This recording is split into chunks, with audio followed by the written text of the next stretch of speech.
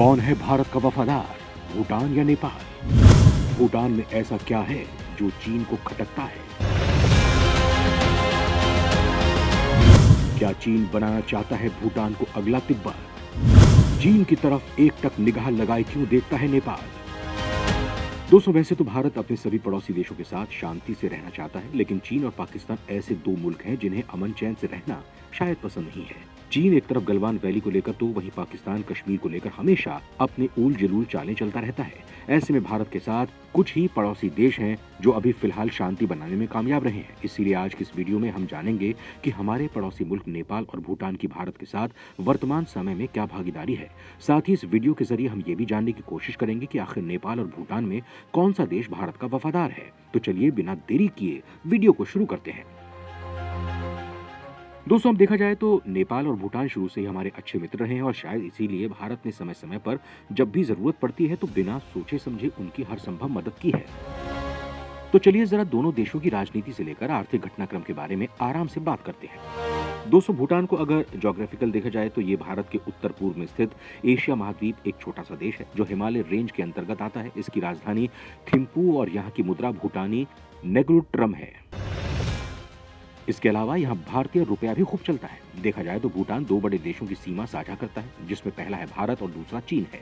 अब इन्हीं दोनों देशों के बीच में एक छोटा सा गैप है और उस गैप या खाली स्थान का नाम है भूटान। लेकिन अगर उसके इतिहास को उठाकर देखें तो शुरू से ही इस देश से भूटान को हथियाने के लिए ड्रैगन चीन कुंडली मारकर बैठा हुआ है और उसकी हिम्मत और लालच इतना बढ़ चुका है कि वो तिब्बत की तरह भूटान पर भी कब्जा जमाने की ताक में लगा रहता है। लेकिन जब भूटान जैसे छोटे से देश का दोस्त भारत हो तो उसकी दाल कहाँ गलने वाली है। दोस्तों, भारत और भूटान की सच्ची मित्रता की अब असल कहानी यहीं से ही स्टार्ट होती है। अगर आप ध्यान से देखें तो चाहे वो ज्योग्राफिकल कंडीशन हो या फिर बात सांस्कृतिक कल्चर की हो, दोनों देशों का व्यवहार और संबंध प्राचीन काल से अटूट रहा है और आजादी के बाद से ही भारत भूटान के बीच संबंधों में अधिक प्यार और विनम्रता देखने को मिली है। आपको बता दें कि साल 1949 में दोनों देशों के बीच मित्रता और सहयोग संधि पर हस्ताक्षर किए गए और इस संधि के बिहाफ पर भारत भूटान के मध्य द्विपक्षीय संबंधों की नींव रखी गई थी। और यही कारण है कि भूटान के विदेश संबंधों, उसकी रक्षा का दायित्व भारत पर आ गया। लेकिन इस संधि को वर्ष 2007 में एक बार फिर संशोधित किया गया, जिसमें भारत द्वारा भूटान को स्वतंत्र विदेश नीति निर्धारण के लिए प्रेरित किया गया और भूटान को बढ़ावा देने का प्रयास भारत की तरफ से किया गया ताकि भूटान और मजबूत हो सके और अपने पैरों पर खड़ा हो सके। बस इसी काम में भारत ने एक कदम और आगे बढ़ाते हुए साल 1968 में भूटान के साथ एक डिप्लोमेटिक रिलेशनशिप की शुरुआत की और ये रिलेशनशिप अब तक बरकरार है, जबकि इनके डिप्लोमेटिक रिलेशनशिप्स के 55 साल 2023 में पूरे हो गए। दोस्तों, भारत भूटान के बीच रिलेशनशिप का सबसे स्ट्रॉन्ग पॉइंट देखा जाए तो हाइड्रो इलेक्ट्रिसिटी क्षेत्र में भारत का सहयोग रहा है। आपको बता दें कि भारत के आर्थिक सहयोग से भूटान की शुरुआती 3 हाइड्रो इलेक्ट्रिक प्रोजेक्ट्स जो कि कुरीचू, चुक्खा, ताला करंटली काम कर रहे हैं और भूटान को नए एनर्जी सोर्स के मुकाम पर ले जा रहे हैं। यही नहीं, ये हाइड्रो इलेक्ट्रिक प्रोजेक्ट्स देखे जाएं तो भारत के ही सहयोग से ओपन हुआ था।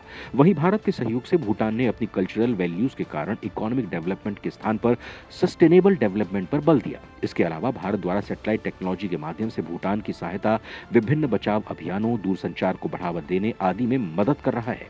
यही नहीं, आपदा के अतिरिक्त शिक्षा, प्रशिक्षण, टेलीमेडिसिन जैसे विषयों पर भी उपग्रह तकनीक के माध्यम से भूटान को सहयोग प्रदान किया जा रहा है।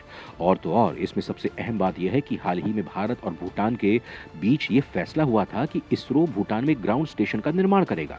वहीं अगर एजुकेशन के नजरिए से देखा जाए तो पिछले कई दशकों से भूटान के यूथ भारत में एजुकेशन के लिए आते रहे हैं। वर्तमान में भी भारत ने भूटान के लगभग 4000 विद्यार्थी आज भी स्टडी कर रहे हैं और ये सब बस कुछ और नहीं, भारत की दरियादिली है। ऐसे हमारा पड़ोसी देश भूटान भी दोस्ती दिखाने में पीछे नहीं रहा है। दोस्तों, उसने हर समय सिर्फ और सिर्फ भारत का ही साथ दिया है। चीन की नीतियों को लेकर डोकलाम विवाद पर उसने भारत की तरफ से हाथ बढ़ाते हुए एक सुर में एक तरफा विरोध किया था। आपको बता दें कि भूटान चीन की किसी भी नीति को लेकर विरोध करता है क्योंकि वो जानता है कि उसका सच्चा सहायता देने वाला मित्र कौन है। शायद इसीलिए उसने अपनी मित्रता की मिसाल देते हुए भारत के प्रधानमंत्री नरेंद्र मोदी को अपने देश के सर्वोच्च नागरिक सम्मान नगादा पेलगी खोरलो से नवाजा है, जो कि उसने कभी चीन को ये उपाधि नहीं दी है। भूटान के राजा और देश के शासक जिग्मे खेसर नामग्येल वांगचुक ने इस पुरस्कार का ऐलान किया था। राजा वांगचुक ने भारत की बिना शर्त की दोस्ती को पीएम मोदी के शासनकाल में दिए गए समर्थन को भी याद किया और उस समय भारत खासतौर पर कोरोना संकट के दौरान भूटान की भरपूर मदद की थी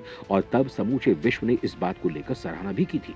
दोस्तों, आपको बता दें कि सच्चे पड़ोसी का धर्म निभाते हुए इंडिया ने कोरोना संकट से जूझ रहे भूटान के लोगों से कोरोना वैक्सीन को भिजवाया था। तो कुल मिलाकर बात यह है कि भूटान वो देश है जिसने छोटा होते हुए भी हमेशा से बड़ा दिल दिखाया है, कभी भी भारत की नीतियों का विरोध नहीं किया है।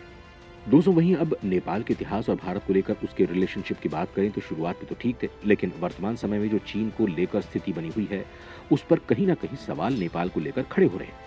वैसे तो देखा जाए नेपाल भी हमारा उत्तर में बसा पड़ोसी मुल्क है जिसकी सीमाएं चीन और भारत दोनों से लगती हैं। जबकि नेपाल की ज्योग्राफी की बात करें तो इसकी कुल लंबाई करीब 800 किलोमीटर और चौड़ाई 200 किलोमीटर है और ये भौगोलिक रूप से यानी कि ज्योग्राफिक रूप से 3 भागों में बटा हुआ है। इसमें सबसे पहला है पर्वतीय क्षेत्र, दूसरा शिवालिक क्षेत्र और तीसरा तराई का क्षेत्र है। वहीं नेपाल क्षेत्रफल के मामले में 1,47,181 वर्ग किलोमीटर में फैला हुआ है। आपको बता दें कि ये देश क्षेत्रफल के हिसाब से दुनिया का 93वां सबसे बड़ा देश है। वहीं जनसंख्या के हिसाब से दुनिया का 41वां सबसे बड़ा देश है। नेपाल की वर्तमान जनसंख्या लगभग 3 करोड़ 30 लाख है, जबकि नेपाल की राजभाषा नेपाली और यहाँ के लोगों को भी नेपाली कहा जाता है। और तो और आपको पता ही होगा कि नेपाल की राजधानी काठमांडू है, जबकि नेपाल में नेपाली भाषा को छोड़कर मुख्य रूप से 6 भाषाएं और भी बोली जाती हैं, जो कि गुरुङ, तामाङ, नेपा भाषा, नेवा, गोरखाली, किराती और मगर हैं। वहीं नेपाल के नए संविधान के मुताबिक नेपाल को 7 राज्यों में बांटा गया है। इन सभी राज्यों को मिलाकर देखा जाए तो पूरे देश में कुल 77 जिले हैं। इसके अलावा नेपाल देश की संस्कृति तिब्बत और भारत से काफी मिलती जुलती है, क्योंकि इसकी एक वजह यह भी है कि हमारा नेपाल के साथ सालों पुराना रिश्ता है। भगवान बुद्ध को तो आप जानते ही होंगे दोस्तों, जिन्हें लाइट ऑफ एशिया भी कहा जाता है, और उन्होंने बौद्ध धर्म की स्थापना से लेकर देश विदेशों में जाकर जीवन पर्यंत तक अनेकों उपदेश दिए और लोगों को साधना और ज्ञान से उनको मुक्ति के मार्ग पर ले गए। अब यही चीजें भारतीयों को नेपाल के लोग आपस में बांधे रखती हैं, लेकिन फिलहाल देखा जाए तो राजनीतिक उठापटक के चलते नेपाल हमारे हाथ से फिसलता जा रहा है, जबकि भारत ने हर वक्त समय रहते नेपाल का साथ दिया है। अगर आप इतिहास को उठाकर देखें तो पहले भी जब से भारत आजाद हुआ है वो बिना किसी फायदे के नेपाल की मदद करता आया है। आपने तो देखा ही होगा जब नेपाल में भयंकर रूप से तबाही मचाने वाला भूकंप आया था, जहां हजारों की संख्या में लोग मारे गए थे, तब चीन ने अपना पल्ला ही झाड़ दिया था और कुछ भी सहायता देने से मना कर दिया था। वहीं भारत ने अपना बड़ा दिल दिखाते हुए मेडिसिन, राशन, सहायता के लिए हजारों करोड़ रुपए एक छोटे भाई के रूप में दे दिए थे। ऐसा नहीं है कि भारत सिर्फ नेपाल को किसी दुर्घटना में मदद करता है, उसने डेवलपमेंट से लेकर आर्थिक क्षमता में भी नेपाल की मदद की है। लेकिन अब आरोप और सवाल ये खड़ा होता है कि भारत की इतनी मदद के बावजूद नेपाल चीन की तरफ एकटक निगाह लगाए हुए देखता है, जबकि उससे उसको कोई फायदे के बजाय हर बार धोखा ही मिलता है। और एक धोखा तो नेपाल के पूर्व प्रधानमंत्री ओली साहब भी चीन से खा चुके हैं। वहीं अगर नेपाल भूटान के रिश्तों की भी बात भारत के लोगों में स्पेशली से की जाए तो उनका कहना होता है कि नेपाल अब कहीं ना कहीं भारत के हाथ से निकलता जा रहा है। भारत को कोई भी कदम अब सोच समझ कर चलना चाहिए, जबकि लोगों का मानना है कि नेपाल एक हिंदू राष्ट्र होने के बावजूद भी हमसे हाथ मिलाने के बजाय पीछे हट रहा है। जबकि देखा जाए तो भूटान एक पूर्ण रूप से बौद्धिस्ट देश है, फिर भी वो हमारे साथ कदम से कदम मिलाकर खड़ा है। तो दोस्तों, अब आपको समझना होगा कि आखिरकार भारत के भूटान और नेपाल संबंधों को और अधिक स्टडी करने की आवश्यकता है या नहीं, हमें जरूर बताएं। साथ ही वीडियो को लाइक जरूर करें। जय हिंद।